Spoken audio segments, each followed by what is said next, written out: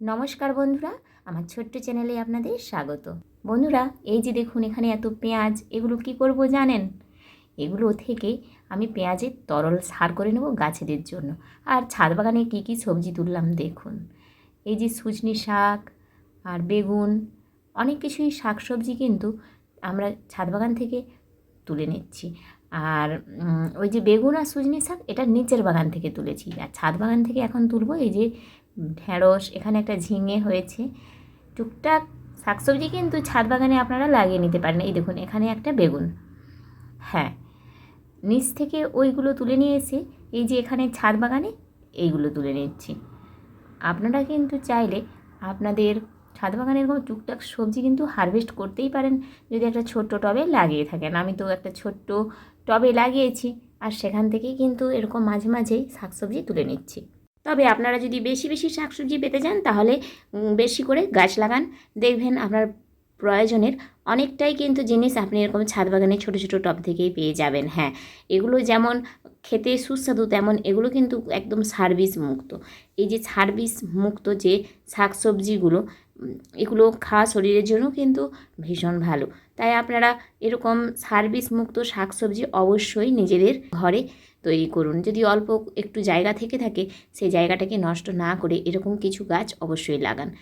এগুলো লাগালে এগুলো কিন্তু আপনার সংসারে যেমন চাহিদা মেটাবে, তেমনই কিন্তু আপনার মানে স্বাস্থ্যটাকেও ভালো রাখতে সাহায্য করবে। দেখুন এই যে কয়েকটা ভেঁড়ি এখান থেকে তুলে নিলাম, আর ওই বেগুনগুলো, কুলের শাক, এগুলো আমি নিচ থেকে তুলেছি। কুমড়ো শাকটা আমার এখানে ছাদ থেকেই তুলেছি, আর এই যে সুচিনি শাক এটাও আমি নিচ থেকে তুলেছি।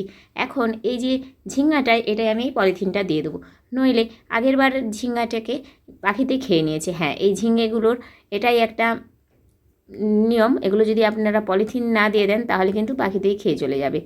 আর এই যে এখানে হচ্ছে দুটো লাউ, দেখুন কতগুলো হারভেস্ট করলাম আমি। এইরকম ছোট্ট একটা সংসারের জন্য এই হারভেস্টগুলো কিন্তু যথেষ্ট। ছাদ বাগান থেকে শাকসবজি তুলে এখন স্নান করে ঠাকুর পুজোটা সেরে নিচ্ছি। আর এই যে এগুলো জুঁই ফুল, এই ফুলগুলো আমি কিন্তু খুব ভালোবাসি, আর এগুলো মালা গেঁথে আমি ঠাকুরের গলায় পরিয়ে দিই। তবে সময় যখন থাকে না তখন মালা গাঁথার বদলে এইভাবে ঠাকুরের পায়ের কাছে বিছিয়ে দিই। এটা যখন ফুটবে বিকেলে কিন্তু দারুণ লাগে দেখতে আমার। হ্যাঁ, এই যে ফুলগুলো এইভাবে কিন্তু আমি ঠাকুরের পায়ের কাছে দিতেও খুব ভালোবাসি। হ্যাঁ, আমার মতো হয়তো আপনারা অনেকেই ভালোবাসেন। আমি জানি প্রত্যেকেই ঠাকুরকে ফুল দিতে কম বেশি আমরা সকলেই ভালোবাসি। আর যদি মালা গেঁথে দেওয়া যায় তাহলে তো আরও ভালো। কিন্তু যখন সময় না থাকে তখন আর কি করা যাবে, এইভাবেই আমরা তখন দিয়ে দিই ঠাকুরের পায়ের কাছে। আসলে আমরা যেমন নিজেরা সাজতে ভালোবাসি, ঠাকুরকেও কিন্তু সাজাতে ভালোবাসি। হ্যাঁ, এই যে ঠাকুরকে কি সুন্দর করে সাজাতে যেন প্রতিদিন খুব ভালো লাগে। চলুন, ঠাকুর পুজো তো হয়ে গেছে, এবার করতে হবে রান্নাবান্না। এই দেখুন ইলিশ মাছটা নিয়ে এসেছিলাম, আর যেহেতু কাটা ইলিশ মাছ আপনাদেরকে দেখাতে গিয়ে নিচে টুক করে পড়ে গেল। হ্যাঁ, এই যে মানে বাজার থেকে ইলিশটা আজ কেটে নিয়ে এসেছি, তাই আমার কিন্তু একটু কাজ কম। বাজার থেকে মাছটা কেটে নিয়ে আসলে এভাবে শুধুমাত্র একটু জাস্ট ধুয়ে নেব, তাহলেই হয়ে যাবে।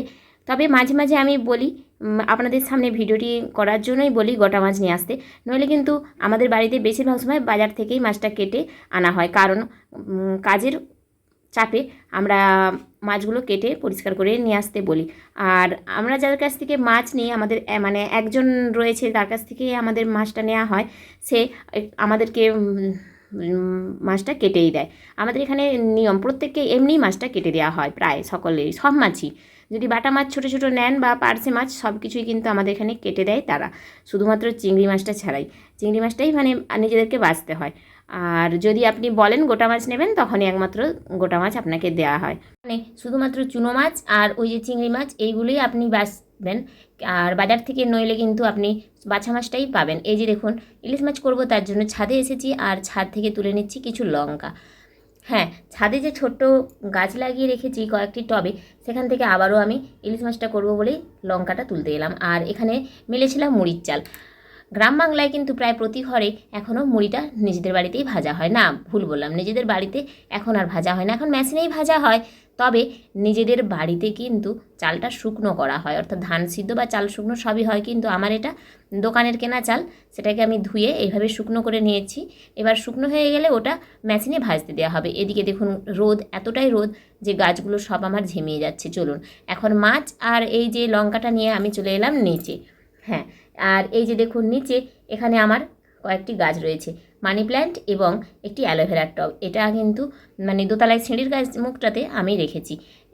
গাছ এতটাই ভালোবাসি যে যেখানে সেখানে আমি গাছ রেখে দিই, এটাই আমি।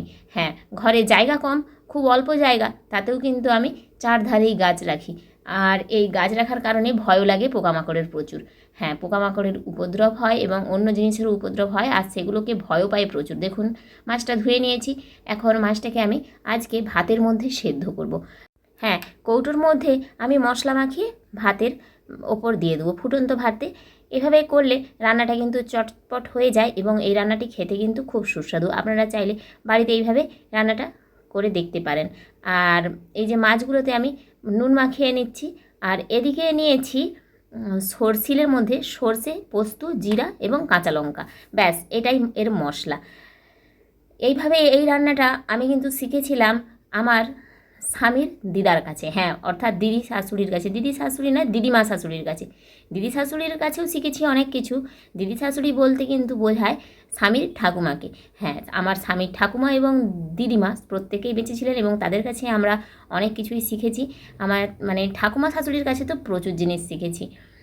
রান্নাবান্না যখন করতাম আমার ঠাকুমা কিন্তু সবসময় বসে থাকতো। আর সব থেকে যেটা এখনও মনে হয়, যখন আমি ফুলকপি ভাজি শীতকালে, ঠাকুমা সবসময় বলতো আমাকে দিয়ে দে, আর আমি দুটো লাড়া কফি খাবো। আর সেই যে নাড়া কফিটা মানে অর্ধেক ভাজা কফি, কোনো কাঁসি নেবে না, বাটি নেবে না, কোনো পাত্র না নিয়ে সে নিচেই মাটিতেই দিয়ে দিতে হতো, দে আমাকে মাটিতেই দে, আর মাটিতেই আমি খেয়ে নেবো। মানে আগেকার দিনের মানুষদের কীরকম মনোভাব ছিল ভাবুন, তারা মাটিতেই, আমি কিছুতেই দেবো না, সে জোর করে সে মাটিতে রেখেই খাবে। মানে তখনকার দিনের মানুষ এমনই ছিল। আমার ঠাকুমাকেও দেখেছি মুড়ি পড়ে গেলে মুড়িগুলো কিন্তু গুঁড়িয়ে খেত এবং আমাদেরকেও বলতো ওটা গুঁড়িয়ে খুঁটে খেয়ে নে। আমরাও কিন্তু ছোটোবেলায় খেতাম, তবে একটু বড় হতে কিন্তু ওগুলো আর খেতে পারি না। ওগুলো খেতে কিন্তু আমাদের মানে নিজেদের কাছে একটু কীরকম লাগে, বা আমার মা সেও খেতে দেয় না। এটা আবার পরের জেনারেশনের শিক্ষা। আমরাও যেমন আমাদের ছেলে মেয়েদেরকে বলি তোরা খাস না, পড়ে গেলে কোনো জিনিসটা তুলে খাস না। কিন্তু ভাবুন আগেকার দিনে মানুষ কিন্তু খেয়ে নিত, তাদের কিন্তু কোনো খারাপ কিছুই হতো না। অথচ এখন আমরা কত মানে তাকতুক করে খাই, খাবারের প্রতি আমাদের কত রকমের রেস্ট্রিকশান, এরপরেও কিন্তু আমরা বিভিন্ন রকমের রোগে ভুগছি।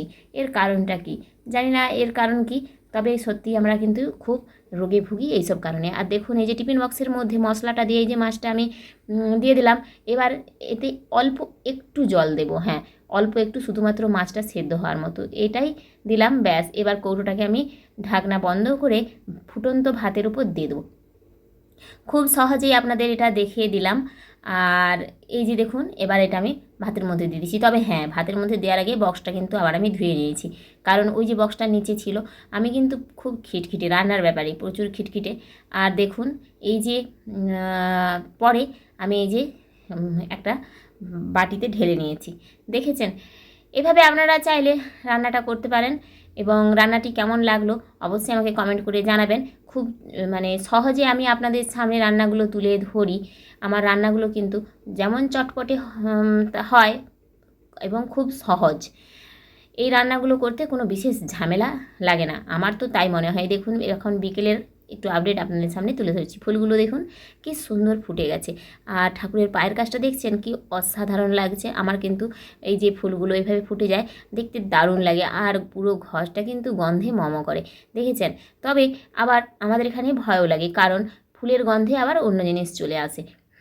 তাই জুঁই ফুল কিন্তু আমরা ভালো রাখি না বাড়িতে, সবাই বারণ করে। আমি শুধুমাত্র একটু শখে জুঁই ফুলগুলো ঠাকুরের পায়ে দেই। আর এই যে দেখুন সজনির শাক, বেগুন, আর এদিকে থালকুর শাক। হ্যাঁ, এটা আবার পরের দিন আমি আবারও বাগান থেকে তুলেছিলাম। এই দেখুন এতগুলো শাকসবজি, প্রায় প্রতিদিনই আমরা কিন্তু তুলে নিই এই এত এত শাকসবজি। আর এই যে এত এত শাকসবজি, এইগুলো সত্যি আমাদের জন্য অনেকটাই উপকারে লাগে। অর্থাৎ প্রতিদিন আমি কিন্তু আমার যে সংসারের চাহিদাটা বাড়ির যে শাকসবজি টুকটাক পাই তা থেকে কিন্তু চালিয়ে নিই। বিকেলের জলখাবার হিসেবে রান্নার সময় একেবারে গুলগুলি কয়েকটা তৈরি করে নিলাম, কারণ নইলে আবারও একটু পরেই আমাকে রান্না করতে বসতে হবে। আর তারপরেই ওই গুলগুলির তেলেই ভেজে নিলাম আলু। আপনারা এই সময় অনেকেই গুলগুলি খেতে পছন্দ করেন, তালের জিনিস মানেই কিন্তু প্রত্যেকেরই খুব প্রিয়। এভাবে গোল গোল করে আলু ভাজা আমার ছেলে খেতে খুব পছন্দ করে। আর এর মধ্যে একটু পোস্ত ছড়িয়ে দিলেও কিন্তু দারুণ লাগে খেতে। মাঝে মাঝে পোস্ত দিই, আবার মাঝে মাঝে দিই না। তো আমার মতো আপনারাও কে কে এরকম টুকটাক রান্নাবান্না করতে ভালোবাসেন আমাকে অবশ্যই কমেন্ট করে জানাবেন। আমি কিন্তু গাছ লাগাতেও ভালোবাসি, আবার রান্নাবান্না করতেও ভীষণ ভালোবাসি, আর ভালোবাসি গল্পের বই পড়তে। আজকের মতো আমার ভিডিওটি এখানে শেষ করছি। আমার ভিডিওটি যদি আপনাদের ভালো লেগে থাকে লাইক কমেন্ট শেয়ার করবেন, আমার চ্যানেলটিকে সাবস্ক্রাইব করে আমার পাশে থাকবেন। আপনারা সবাই ভালো থাকবেন, সুস্থ থাকবেন। আজ আসি, টাটা।